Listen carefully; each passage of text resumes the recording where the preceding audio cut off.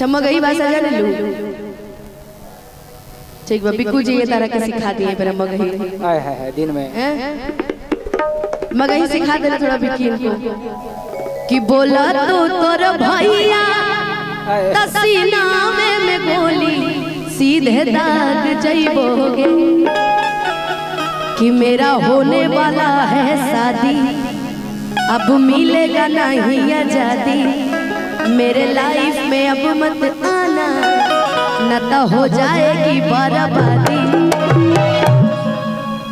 तब बोला तो तोरा भैया तसीना में गोली सीधे दाग जइबोगे कि सीधे दाग जइबोगे किसने नूरा पड़े से पहले मारो से लेके भाग जइबोगे।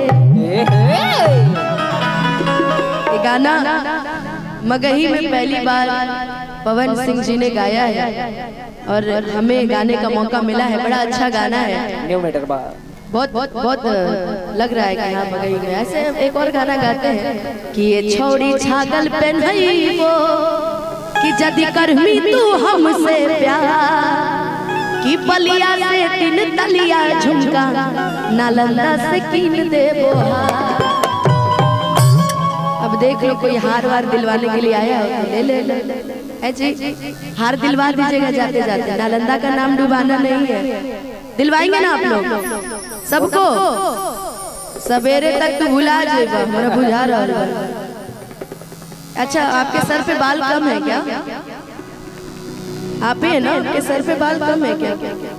ठीक है बहुत ठीक है।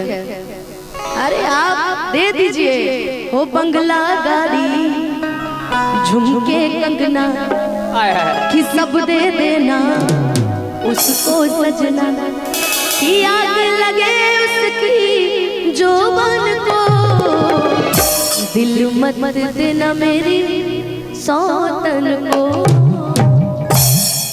अब वो तुमको आज सुबह दिला के जाएंगे, उनको पहचान लो। भीड़ में से कहीं गए दौड़ा के लेके आ गया, दिख नहीं रहे हैं। अरे खड़े हो जाइए, अभी तक आप तो फ्लाइंग राजा हो जा राजा हो जा। देखो फ्लाइंग किस पे किस दे रहे हैं, दे दो तीनों को। मेहनत करा मेहनत। हे भगवान 9 18 27 लाख रुपए खर्च करेंगे हम। 9 लाख से नीचे मानेंगे नहीं लोग कि मुझे 9 लाख मंगा दे रे सैया दीवाने, है ना। जाते जाते इस गाने पे डांस करके जाइएगा, 9 लाख का हार लेके जाइएगा उससे। जा जितना बार बचल बा वो नोचा जाएगा। अभी तो कम ही गइल बा, 3 को मिल जाइए तो सब औरों खत्म कर दिए बात। चलिए भगवान ऐसे ही खुश मिजाज आपको बनाए रहे, ऐसे ही खुश रहिए एकदम, है ना। बाकी और कोई है यहाँ पे भाई?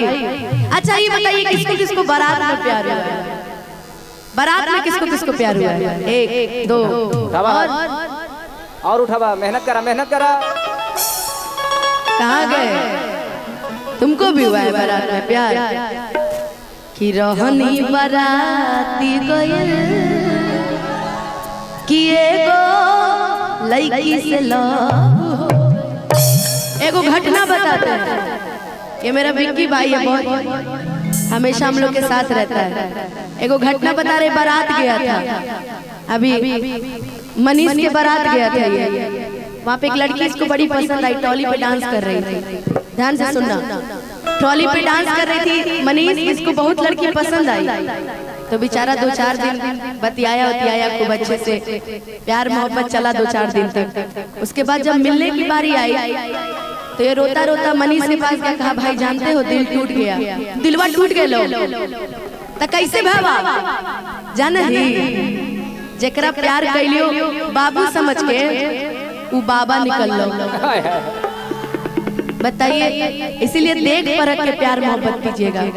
आजकल किसी पे विश्वास करने लायक नहीं है। जिसको समझा बाबू वो निकला बाबा। भाई आपका तो